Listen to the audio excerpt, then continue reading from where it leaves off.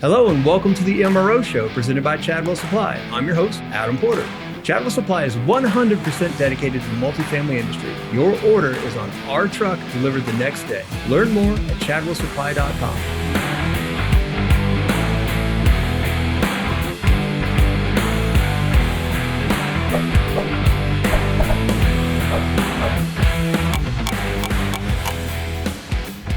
Today on the MRO show, we're going to be talking about multifamily maintenance education. And to join me with that conversation is Director of Chadwell University, Nichole Curl, who has a passion for multifamily education. Nichole, welcome to the MRO show. Thank you for having me. I've been very excited to talk about this topic with you because we've been working behind the scenes on some stuff. I've seen the incredible work you and your team are doing to invest in multifamily maintenance training through Chadwell University. You bring in a lot of changes, a lot of energy, a lot of very positive moves. Before we get into all of that, I'd love for you to tell me a little bit more about your background. How did you get into multifamily, and how did that lead you to embracing a passion for education and maintenance training? So I think like a lot of people in multifamily, I got here on accident. I had a career, was disillusioned, and had to decide, am I going back to school or where am I going next? I spent 4 years going down the career path that I spent my entire life studying for and hoping to have. And then I got there and it wasn't what I thought it was going to be. So I made a change. And unfortunately, I had to live in my mom's basement. And so I made a decision. I don't want to live with my mom. I don't want to live in her basement for the rest of my life. So what am I going to do? And I had a friend that said, hey, if you work for apartment communities, you get a discount on rent or you get a free apartment. I had a leasing job the next week. So I started off in leasing. I worked my way up through operations, made a switch over to maintenance, worked my way up through maintenance. Then I switched over to construction and development and worked my way up through construction. And then I was director of construction and facility maintenance. I had a 45,000 unit portfolio. I was coast to coast. I began training with NAA in the advanced facilitator training program and became NAA faculty in early 2008 and been training pretty much ever since. Decided that training was just where I was supposed to be. That was my niche. I took all of my experience and all of my roles and was able to talk to many different people, many different roles, from the on-site porter all the way up to an owner and investor. And so that helped me position me to really focus on training. Why is education important to you? What do you love about it? So one of the things that I saw when I first switched over to maintenance, so this actually started when I was an on-site manager. I was an assistant manager up for a manager promotion. And I thought, how can I effectively manage these guys if I don't really know what they do? So I decided I'm going to go get all my certifications. I'm going to get my CAMT. I'm going to get my CPO, my EPA. I have a maintenance electrician's license. I did all of these things. It took a couple of years, but I was very firm about it. And I realized in that process, while my guys knew a lot of things I didn't because of experience, I knew a lot of things they didn't because they hadn't had the classroom. And so I was like, how do we bridge this gap? You saw some holes in the OJT. Exactly. And I was like, how do I, initially it was just making my team a better team. Like, how do I give my guys what they need? And that just broadened and I caught the bug, right? And I felt like there has to be a way for both of these things to be true without people going for a 4-year degree or spending 2 to 3 years in a specific trade school. How do we do this?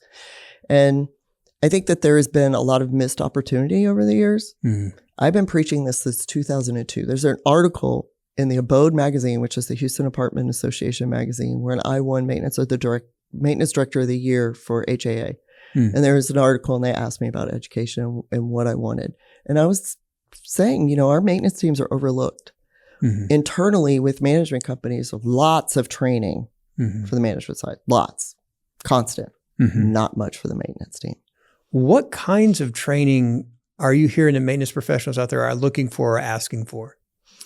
I think a lot of them want what the new technology is bringing. That's what they're asking for. What I think is also a real big gap is you don't always know what you don't know. So what you're asking for may not be what you really need. Right. You don't know what to ask for because you don't know what your gaps are. Exactly. And originally in multifamily, we used to have a maintenance exam that was part of getting hired. And due to changes in culture, environment, HR settings, that's not a thing anymore, which I completely agree. I don't think that should be an assessment, should be a condition of employment, right? Sure. You want to hire the person, train the skill. And we have to now. Love that. Yep. We have to now. The skill's hire not the out person, train the skill. And there's a skills gap, and there's a lot of companies out there, a lot of properties out there hurting for help. A lot. And it's not just our industry, but because those people that do have that formal advanced training, they're working in other industries. They're getting compensated at a different level. And so we need to help ourselves. Within the industry, we need to help ourselves. And I am passionate about this industry. I came up in it, and it created a whole life for me. And so I want to give back and have other people have that same experience. We talk a lot, and I know I've had this conversation a lot since I came back over here to Chadwell Supplies. When you get into the multifamily industry, even if you leave, you're going to find your way back. It's an industry that it gets in your blood, and you find a lot of joy here, a lot of opportunity in this industry. Well, there's not anything in this industry there's nothing that caps what your skill set can offer. Almost everybody's skill set somehow applies in the environment of multifamily. And I think what a lot of people outside the industry don't realize is how regulated we are. Almost every government agency has their hand that impacts multifamily, even Department of Transportation. Yeah. We've been, DOT talks and then EPA. I know I just had the opportunity to sit down with our senior VP of merchandising, Nichole Curl. We're talking about the refrigerant change, the shift that's happening. And that was driven by government regulation. There's a lot of oversight. There's a lot of hands moving around in what we're doing and what we're trying to get accomplished. So looking kind of back, let's step into our Wayback Machine a little bit and talk about how training has been delivered in the past. What have you seen in the past, maybe that worked and maybe that didn't work? So I think initially it was take the guy that you think is the best. And by the way, you being some person that has no training, right? No technical training. Yeah. You have a manager on site, and she thinks her maintenance guy hung the moon. And, oh, well, he can train this guy in the field, just kind of walk him through it, have him shadow you teach him how to do it. And that's just how it evolved. Right. And so you're taught by a guy who was taught by a guy who was taught by a guy who was taught by a guy, and nobody had started in the classroom. There's no oversight. There's no really like checking up on who's teaching what. And honestly, there's a lot of people out there that are really good at doing a thing. They're not great at teaching a thing. Right. It's a different set of skills, isn't it, Nichole? Right. And I might know what to do, but I don't know why I'm doing it. Right? Sure, yeah. I need to change this contactor, but I don't know why. I just know that if you change the contactor, it's going to fix this problem. That was my first 3 or 4 months in reno work. I came out of an office job and got into a very different industry and was doing renovations, remodeling work.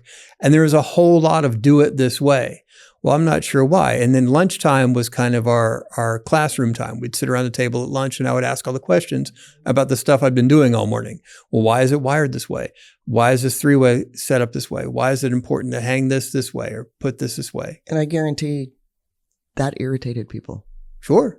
Because when you ask why, people naturally get defensive. And I think, and that's something I learned. I'm a conceptual learner. I need to know the why behind everything. I need to know the 360 degrees, right?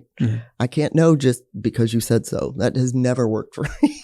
You need to have the big picture so you can explain the details and understand the details. And that kind of goes back to a lot of things we're talking about, regulations. Well, why is this changing? Well, this is the why that is changing. Okay, and then what do I do about it?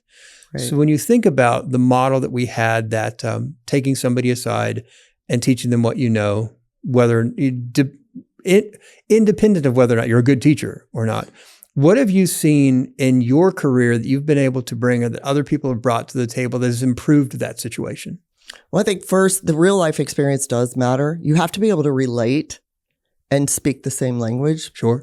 But you also have to have, what I learned through AFT and other programs, and I've put myself into different training programs to be a better trainer in adult education.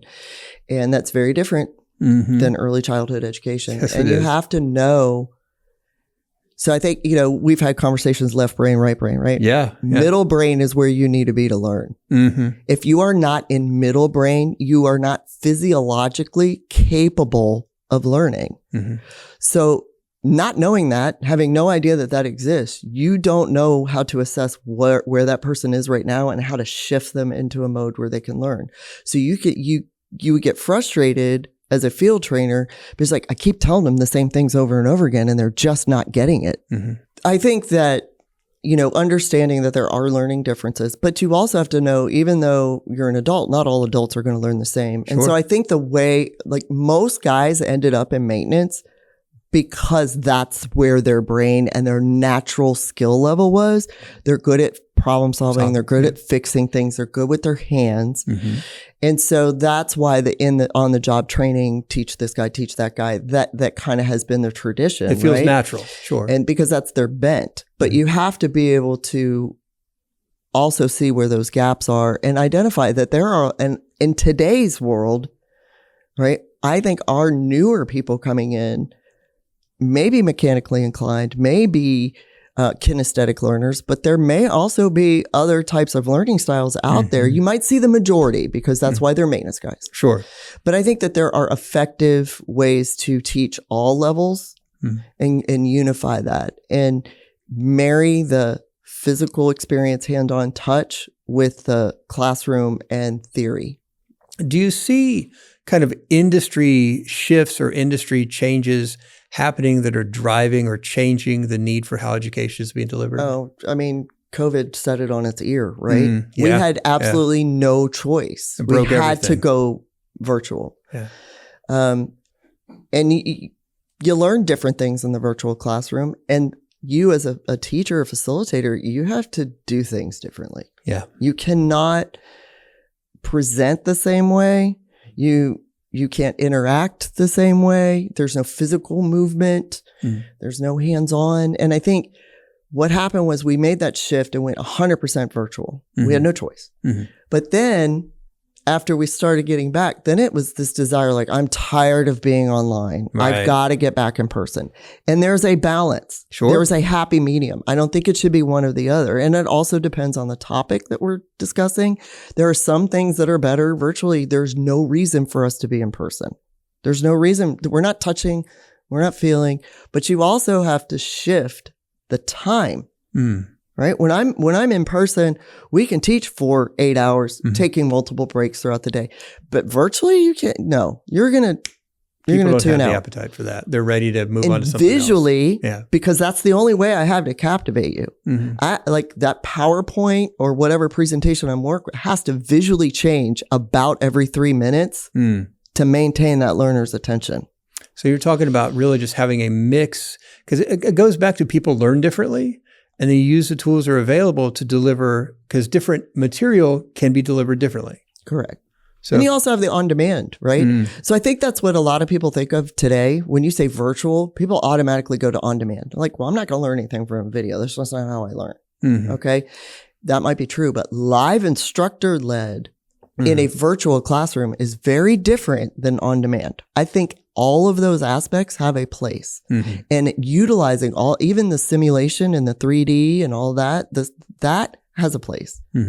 Not one of those things is the only solution. So no matter what kind of learner you are.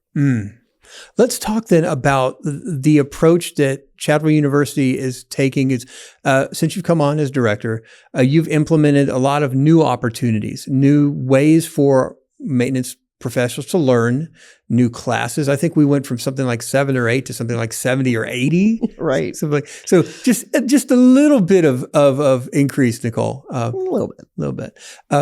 What was the thinking behind making that shift? And what are you hoping to deliver for maintenance professionals out there looking for a little bit of help? So it's to try to hit it on all fronts. Okay. So having the live instructor-led virtual, but micro-learning. Let's do 60-minute sessions. Let's get down into one topic, one thing, really one narrow focus. Get what you need to get back to work. You don't have to leave site.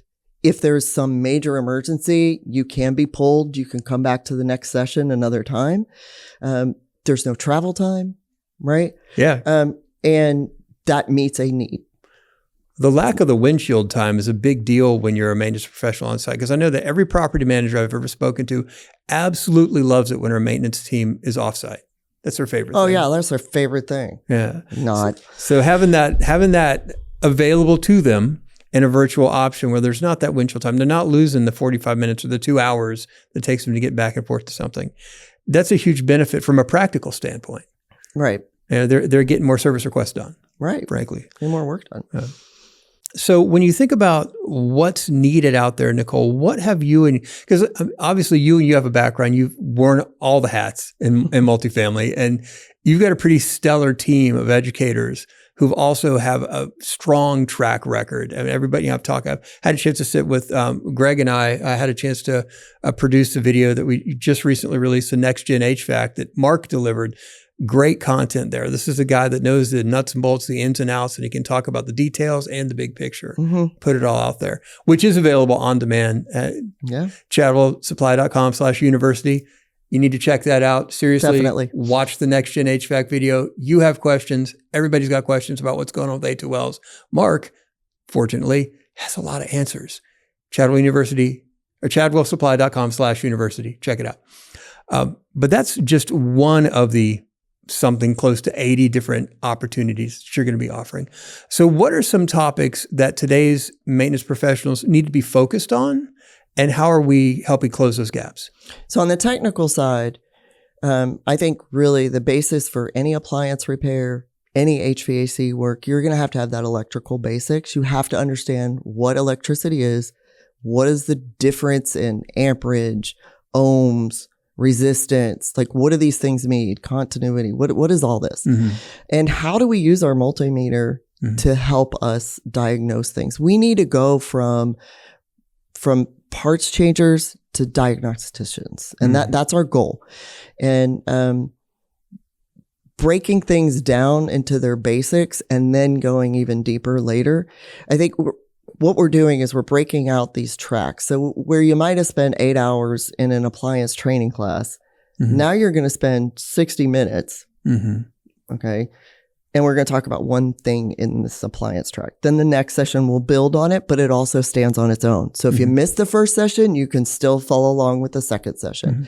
And to have those just continuously grow and build on each other. The other thing that's really a missing gap are basic things that maintenance guys are often overlooked on. We use the term soft skills. I don't like the term soft skills because they are hard skills. Yes, hard to learn, hard to practice. Right. So, you know, we don't want to forget that, because just because a guy can fix things doesn't mean he can lead a team. Doesn't mean that he can organize his day. Doesn't mean that they can interact well with that resident. Right. And one of the things that's changed in the industry is a lot of more people are working at home. Schedules have changed, and that resident is going to be more often in the residence in that apartment when the maintenance guy's there doing the work. Right. That's not something we've seen in previous generations, even previous decades. They have to be able to have that conversation with a frankly not real happy resident. Right. Nobody's real thrilled when their AC goes out or their faucet's not working or they've got a toilet leaking. I don't know about you, but when my toilet's leaking, I'm in a phenomenal mood. I want to have company over. Everything is right in my world. Not hardly. I'm aggravated. My socks are wet. Things are ugly. Right. And so you open the door, maintenance guys there to help you out. They need to be able to negotiate that in a way that's going to cause that resident to not leave a nasty gram on Facebook or on Google reviews. And, you know, it's part of it is customer service, which is in our soft skills tracks. But also there's a lot of fair housing regulations that will impact a maintenance personnel completely different than it does the office. But our traditional fair housing training typically doesn't cover anything that an actual maintenance technician is going to face. And so that's included in our skills track. So I think, you know, we have to look at the whole person. Okay. A maintenance technician is what they do. It's not who they are. Right. And so we want to help everybody grow. And, you know, in addition to that, our professional development tracks aren't going to be strictly maintenance. And there's a lot of crossover on a lot of what we do offer that's even slightly technical that is geared towards the management side. Good. We want everybody to learn. We are a property management partner. Our focus, property management, MRO. So we're going to be the best partner we can be and provide education full circle. I love the fact that you're offering that crossover education so more people have a better understanding, because empathy begins with understanding. And when you better understand what somebody's going through, you can lead them in a better, more efficient, more effective way. Right. And back to what I was saying when I was up for manager and I decided to go get all my certifications. In addition to that, I actually ran tickets with my team for a couple of weeks. And so when you're actually there doing it and experience it, and when you talk about, look, these residents are not happy. Right. The only reason you're at their front doors because something's wrong. Yeah. They have a concern, question, or complaint. Yeah. Like really being able to interact with that person and know that you're going to change that interaction. I can make somebody's day, or I can just continue to flush it down the toilet right there with the rest of the problems. Right. So really getting proactive and teaching the entire team. And it's really important. One of the challenges I had when I was first a maintenance director was you ask the manager what the maintenance guy does. Oh, he rides around the golf cart all day as he picks things up with his little gripper. Right.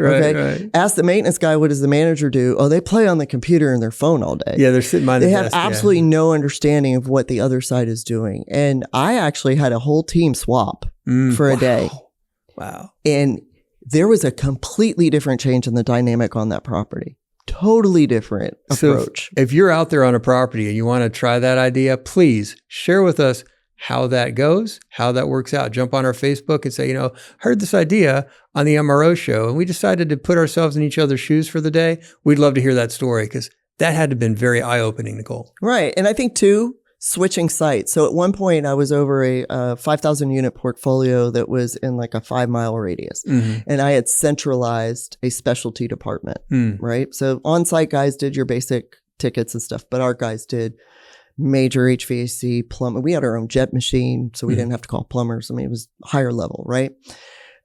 In that environment, what we saw a lot of was what happened at one property doesn't happen, even though this was the same neighborhood. So each property has a unique personality, and you have to understand that personality of your property. And that's based on the age of the property, the way that it was constructed, when was the last time you did a renovation? What is your appliances? All these things, plus your demographic. So working in one community, you may learn one thing. Working in another community, you may learn another. So we used to do love days.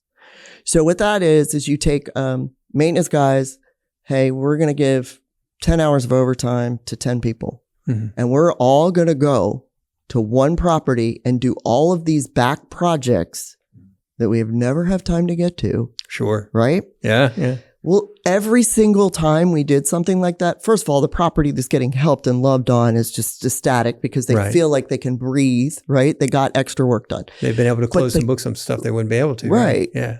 The guys that went ended up learning something new every single time. They're like, I had no idea. I learned this from my coworker. I learned this from my coworker.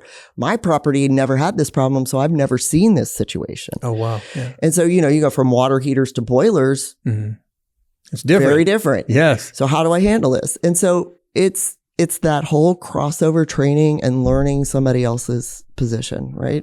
So it makes an improvement.